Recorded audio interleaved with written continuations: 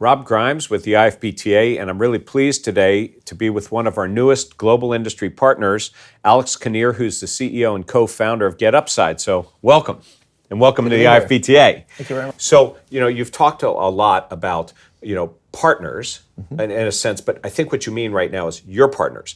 But you have a lot of data that if you want to look at the complete flow through and analytics of the guest, it's tied to the check, which comes from the point of sale. It might be tied to a loyalty program. It might in fact be tied to a guest satisfaction program that they've tied them together, either one vendor or multiple ones. So how would you connect? Are you partnering with those applications that do that? Yep. Well, it's a tremendous time to be in the industry because there's a lot of players which are opening up their platforms. Right. And so we're partnering including the POS guys. That's right. So we're partnering with Square and Toast through their API platforms. We're partnering with the credit card processors who used to be very closed, but understand that their data can unlock a lot of value. And so yes, we definitely are working with the other players in the industry to make it so that it's a holistic and seamless experience for the customers is the end goal of these open platforms. So you'll probably take it from a dual end approach. One is working with the operator who specifies what they need in there because they're choosing perhaps best of breed products, which you're saying you don't want to be everything to everybody. You're going to be focused and really great at what you do. And then the second is to take a look at who the industry leading application providers are and create those linkages because they're probably not going to go ahead and create what you're doing and provide it from both sides. That's correct. Okay. So when you're selling so let's go back to, what was it, 10,000 new customers in a... So we have tens of thousands of merchants on the platform. I think the snapshot as of today is 10,350. It is constantly moving. Okay, so let's talk about snapshots because you obviously in 3 years have very high growth and it sounds like a lot of that is picked up recently. And it's based on two things. One is it's literally no work to launch. It's a self-service product. You can come to our website, you can sign up, you link us into your card processor, set up payments, set up your margins, and you're up and running. I got to put you... So that's part one. And then part two is the measurability. Right. We're so confident in our performance that there's no contract term, there's no upfront costs. You sign up, you see the results coming in. You're only paying if we drive incremental profit, and it's a profit sharing arrangement. And the measurability is what makes it so that you stay on the platform, and the results continue to get bigger and bigger because our user base gets bigger and bigger. Right. But you didn't originally start in the restaurant business. That's right. So where'd you start? We actually started in a very, very thin margin business, which is gas and convenience stores. And we started there because we were looking for a product that had essentially one variable to personalize, which is its cost, which is gas, and something that people buy all the time. So we've perfected our algorithms in an extraordinarily thin margin business. And so now as we expand into businesses which have more variables, right? Types of food, different types of categories of sales inside their stores, and higher margins, our algorithms are able to perform even better.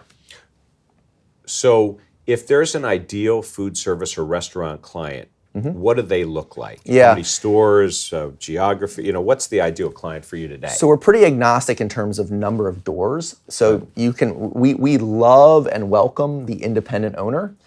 We also have chains which are putting on, we had one last week that put on 1,200 restaurants. So we welcome all shapes and sizes. Right. But we find that the types of food that work best are in the fast casual, quick serve arena. These are purchases where the person says, I'm hungry, I want lunch, and they're looking for something around them. And based off of that, because we know where they are, if they've ever been in the restaurants before, we know how busy the restaurants are at that time because we can see their capacity, because we see their card processor logs, we can see how busy they are. And we dynamically understand all of the different factors about that user. We can very, very efficiently motivate them into an experience that drives profitability for our platform partners. So what happens in this environment where food service, even the independents, are very concerned about delivery, takeout, and catering, where the processing actually may occur with somebody else, like the delivery company or the online ordering or something like that? What happens then? Because some of these guys are doing a bulk of their business coming from those. Yeah. So delivery is one of the major trends in the industry, obviously. It's interesting because I think the other major trend in the industry is the power of data.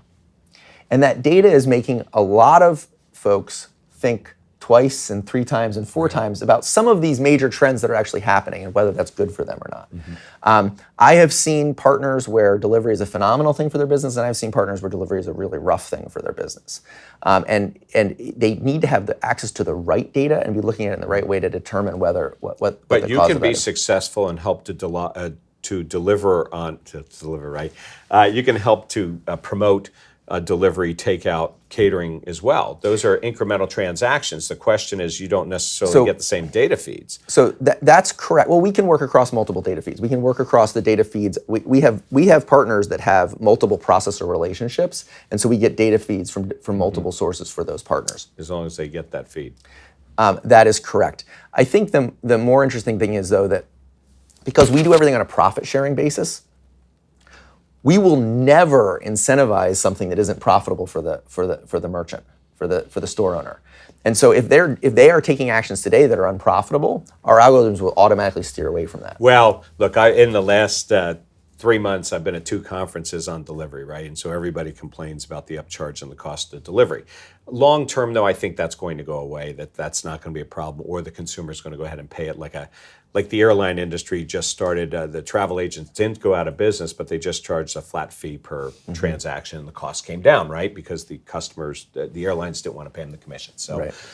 So I think that'll resolve itself, but that doesn't mean that delivery, takeout, and carry out and catering are going to go away. So it's just a matter of the piece, and they'll make them profitable because they won't go away. So it's important somehow that you are able to access and drive that business as well. And clearly you can, but it sounds like today a lot of that might have to come from the operator because they're getting it from outside source. Okay, so let's go back to how you got started in with the gas stations and convenience stores. Okay. So 10,000 merchants is a lot, and I'm going to guess that a large bulk of them are convenience stores and gas stations today. But also, the interesting thing about that is if you look at, and I'm going to take a few guesses here, that you probably started out in certain geographies. You didn't just say the whole U.S., so you said, let's do Chicago or let's do whatever it is. Because there's a bulk of convenience stores and gas stations, and many of them go together. Yep. Okay, so that forms a base in a market. So if you have a base in a market and you start out with people like that who have a similar type of need and transactions, and some of them even have food service in them, that means now you really can do a market with an independent and smaller person. It doesn't all have to be the chain enterprise people. Yeah, to me it goes back to the users. So a lot of programs will say, well, promote us in your restaurant and get us the users. That's fine. Okay. Restaurants can choose to do that. We show up on day one with our own users.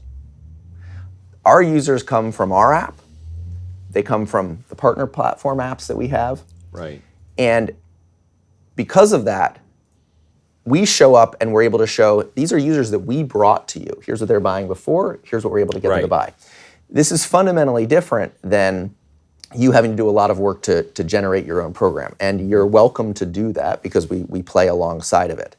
And so because of that dynamic is why we go from city to city as we roll out. Right. So today we are... Because you have a bulk of people, a new audience to bring to them. That's right. So today our geographic footprint is east of the Mississippi with Texas. Right, I get Texas. that. And we are rolling out. So by the end of this year into Q1 of next year, we'll be a completely national footprint. And we are basically just marching west. So I want you to know, I get it, that you are a partner and their success is your success. I get that because you're only going to be paid on the success. Correct. Now, in the past, though, there's some history. You always have to learn from history. Okay. And so in the restaurant industry, there are reservation systems that people use, and they were always concerned because the reservation system is bringing an audience, but I could see the other restaurants next door and stuff, and so you're not just selling to me. So that data that you're using, the new audience, is that a compilation of your current customers providing it, or it's other data that you're getting from other places? Because I'd be concerned that I'm yes, you are proving yourself, but maybe I could do a lot more if you weren't sharing my data or my customers with other people. So this is a really important point. The data that we are getting from your card processor is actually never ours. It's always yours. It never becomes ours. No, but might you share it if you go to a new market? Nope. Might you share it? Never. In So to be very clear, the data that we receive from the merchants on the platform, the restaurants on the platform, always remains the restaurant owners. Right.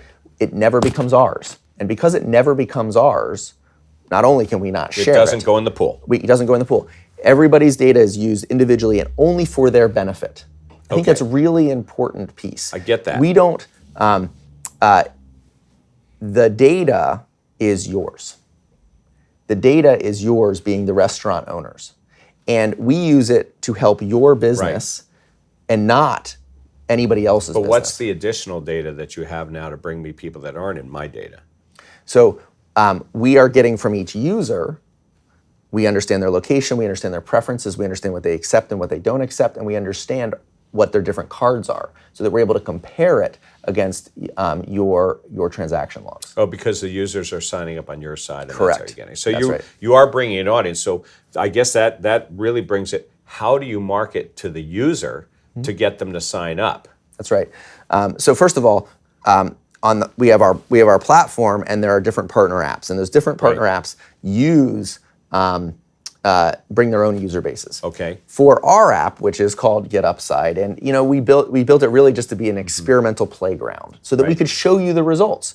We would be able to say, look, it's so easy for you to put your restaurant in here. Look at the results that we drive. Now, if you like it, you can use our APIs to power your own experiences in your store through your POS, through training for your people, or through your own branded app.